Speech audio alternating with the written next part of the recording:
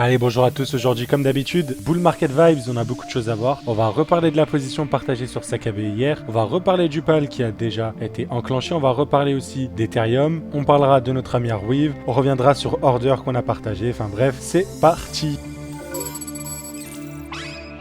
Alors, j'ai vite fait envie de commencer avec notre ami Ethereum, comme vous le voyez juste ici. Alors, hier, c'était ultra intéressant ce qu'on a pu avoir. Alors, je vais changer, je crois que la charte d'hier, c'était celle-là, non? Ouais, voilà. Donc, celle d'hier, voilà, elle était magnifique. Donc, le trade sur Ether est magnifiquement bien passé. Donc, voilà. Alors, pour faire le récapitulatif, comme tous les matins, on a eu Ether qui a TP, donc c'était ce setup là encore une fois, et je le ferai juste une fois pour cette vidéo, mais encore une fois hein, pour les plus sceptiques, voilà, on trade pas que des altcoins et on trade aussi Ethereum, donc c'était ce setup là qui était très intéressant le 4 décembre.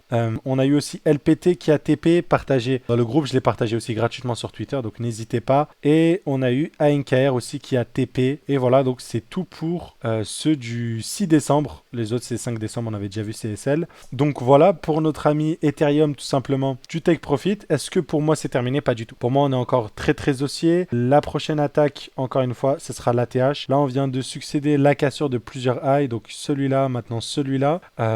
Et je crois qu'on a laissé des EQH ici, donc une poche de liquidité qui nous confirme encore une fois qu'on va revenir incessamment sous peu dans cette zone-là. Et après la cassure, bien évidemment, c'est l'ATH. Alors ce qu'on peut avoir, c'est deux possibilités. Alors on va essayer de les voir ensemble. La première possibilité, du coup, ça serait de stagner un peu dans la dernière zone ici. Donc, on va pousser encore un peu sur Ethereum pour avoir un truc pour calmer tout le monde sur les alts. Retour un peu dans de l'imbalance. Et ensuite, repartir, reconquérir des ATH. Ou bien, on fera un peu comme BTC. On va casser l'ATH. On va... Boum. Et on va ensuite repartir. Pour moi, je pense que on va directement aller attaquer la TH. Pourquoi? Parce que si on regarde d'un point de vue Fibonacci, vous allez voir, le retracement qu'on a eu en mars, c'est le retracement qui était nécessaire. Donc c'est quand on est revenu sur les 0,786 de Fibonacci. C'était le retracement nécessaire avant d'attaquer la TH. Souvent, on va pas attaquer la TH du premier coup. On va venir travailler la zone avant de l'attaquer. Je vais essayer de regarder une carte avec un peu plus d'historique. Donc voilà. Donc oui, voilà. Dès lors du dernier ATH, on voit que on est passé un peu au-dessus et on a stagné. Hein. N'oubliez pas, bull market ne veut pas dire qu'il n'y a pas de drawdown. Ici, voilà, on a eu moins 38%, tu vois, moins 37%. Donc, c'est quand même des mouvements qui seront très volatiles. Je vais faire le point dès à présent. Mode d'emploi du bull market. Mode d'emploi du bull market, c'est exactement ce qu'on a vu hier. Beaucoup de up et d'un coup des gros down, mais qui par rapport au up sont minimes. Ensuite, repartir. Bien sûr, quand tu regardes les derniers bull market, tu te dis, bon, en vrai, ça fait que monter. Par contre, si tu es là en daily et tu vis au jour le jour le bull market, là, je peux te dire que dans ces phases-là, tu fais dans ton caleçon. Si t'es pas habitué, t'as pas l'habitude. Genre là, moins 60%, quoi. Donc là, tu te dis, bah, c'est un bear market limite. Donc n'oubliez pas que c'est comme ça au niveau du mode d'emploi.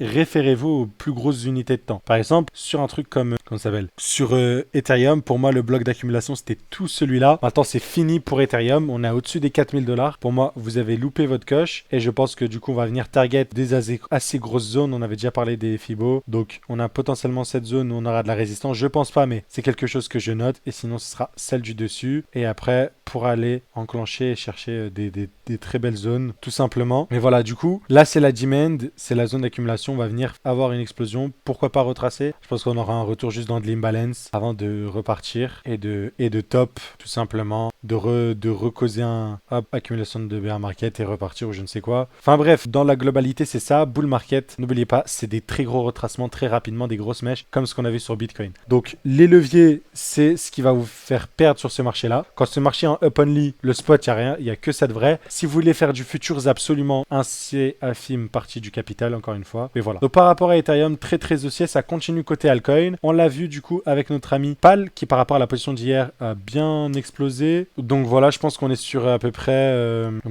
voilà. Une trentaine de pourcents, c'est magnifique. 3 fois la performance de la bourse, faut le répéter. On a eu ici LPT qui a énormément explosé par rapport au trade d'hier. 52% et depuis le bottom, on a fait x2. Voilà, on a eu AR, etc. LPT, j'ai vu beaucoup de monde. Donc là, moi, c'était un des trades que j'ai repris à 16. Mais j'ai aussi un autre trade en x2. Je vois pareil des membres. Donc bon, eux, ils sont en levier. Je leur déconseille à chaque fois. Mais bon, après, ils font ce qu'ils veulent. Vous avez les analyses. Si vous savez gérer votre risque, vous faites comme vous le voulez. Mais voilà, très jolie performance. Et là, je remonte loin pour le coup. C'est juste que comme vous l'avez vu dans les résultats, il y a eu quelques SL, mais sans plus. Et du coup, sur LPT, très joli TP. Sur PAL aussi. Pour moi, si on voulait avoir un repositionnement sur PAL, c'était vraiment à ce niveau-là. Maintenant, on vient de liquider les EQH et on vient d'envoyer des très gros signaux en daily. Pour la suite, qu'est-ce que c'est? Bah, pour moi, attendre les retracements. Attendre, c'est cette dizaine de là qu'il faudrait attendre si on veut entrer. Ou là, si jamais on a un décalage du prix beaucoup plus haut, ça sera le retour dans une imbalance et chercher une accumulation, le setup que j'ai partagé ici. Dans tous les cas, les membres des signaux ou de l'école seront les premiers au courant pour rejouer la continuation haussière. Mais là, pour le coup, par rapport au bottom qui a été call littéralement aussi sur la chaîne YouTube, on est sur un x2,5, ce qui est assez fou. Pareil pour 0XO qu'on avait parlé sur la chaîne YouTube, on est à 2 doigts de prendre l'un des premiers take profit. Si je ne m'abuse, le 0XO, est-ce que je l'ai là? Alors, si je le regarde pour voir à quel moment, parce que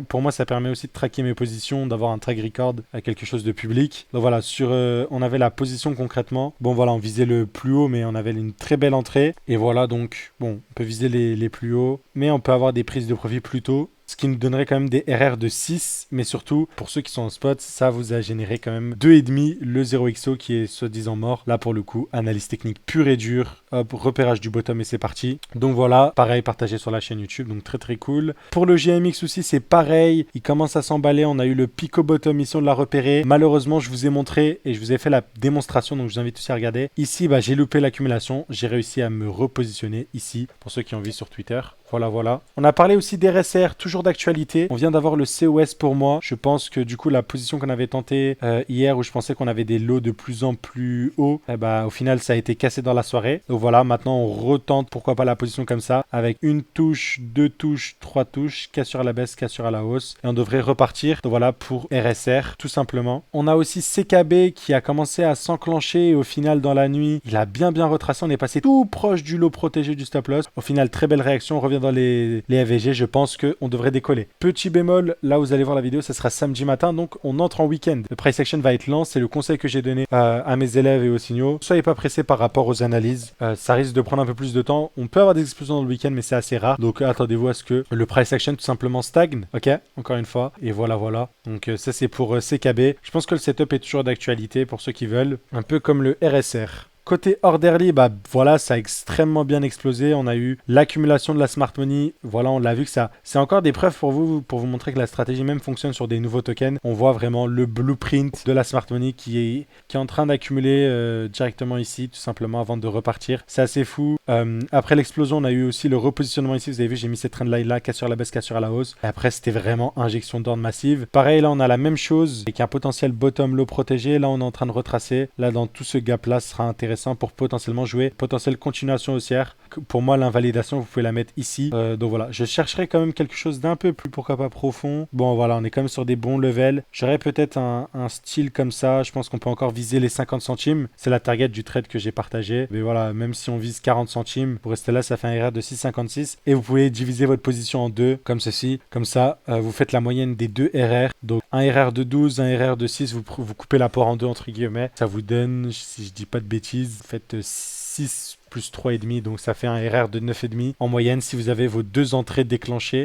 Voilou. Donc ça, c'était pour notre ami Orderly. Une autre opportunité qu'on a évoquée sur la chaîne YouTube, mais encore une fois, c'est assez facile tout up, mais voilà, on l'avait quand même anticipé, c'était l'accumulation sur le STRK. Bon, c'était une position intéressante. Pour moi, c'était pas l'alcoin avec le plus de potentiel. Mais voilà, quand même, hein, depuis la manipulation et tout, on est quand même sur un 130%, et depuis l'entrée que j'avais désignée, on est quand même sur 72%, pas la meilleure perf, mais très très honorable. Je vous invite à faire attention. Là, sur certains alts, on arrive voilà sur ces zones-là où on va avoir du price action à reculons. C'est toujours très très bullish, ok? Mais voilà, on va avoir des petits mouvements comme ça. Et je vous dis pas, en fait, attention, mais surtout, regardez ces mouvements-là, ça pourrait vous donner des opportunités. Je voulais vous parler de AIO, pardon. Très belle accumulation, un peu pareil. Là, bah voilà, on stagne dans les supplies, c'est assez simple, toujours les smart money concept.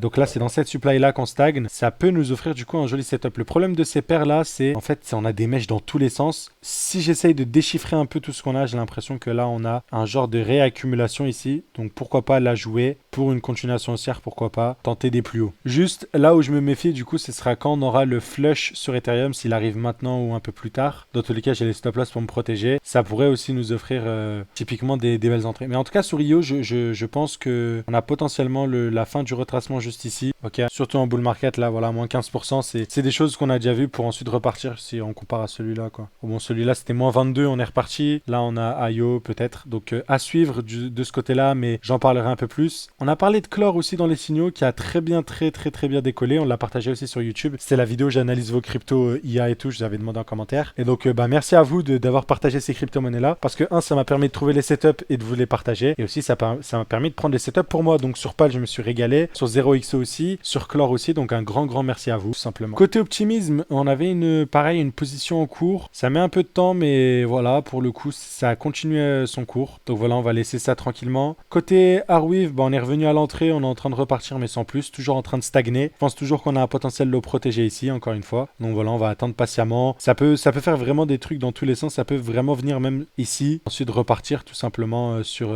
Arweave. Donc voilà, c'est un peu où ça peut partir comme ça. Mais dans tous les cas, moi j'ai mon stop loss ici. L'invalidation de mon analyse, c'est la cassure de ce lot-là. Mais sinon, pas d'inquiétude. Et comparé aux autres, il a un peu moins explosé. Market cap plus faible que Fetch. Et pour autant, on va pouvoir venir chercher des highs comme celui-ci, comme celui-là, tout simplement. Je voulais vous parler de Fetch aussi qu'on a analysé dans la vidéo YouTube. Ça se passe à merveille le Fetch. Donc voilà, pareil, excellente entrée encore une fois. Toujours pareil. Donc pour le coup, on arrive dans des zones où on va avoir des légères stagnations, mais sans plus. Là où il faudra faire attention, je pense que c'est dans ces zones-là. Je pense que c'est surtout ce dernier bloc. Il faudrait vérifier. En fait, on commence à arriver dessus. Je pense que c'est ici où on peut commencer genre à respirer et ensuite repartir. Mais dans tous les cas, ça reste très très bullish. Pour ceux qui ont du Fetch, je pense qu'on peut quand même aller chercher de viser cet ancien ATH. Au moins une légère cassure par-dessus. Mais voilà, prendre des profits ici, c'est pas con pour peut-être rotate. Moi, je sais que j'ai pris un peu de profit sur Fetch pour aller sur du Arweave. Pareil sur LPT, un petit peu, voilà, tout simplement pour repondérer à droite à gauche. Tao, l'analyse où on avait parlé de la demand par rapport au trade, c'est magnifique. Je crois que c'est même pas... Non, c'est pas celle-là. Ça, c'est le trade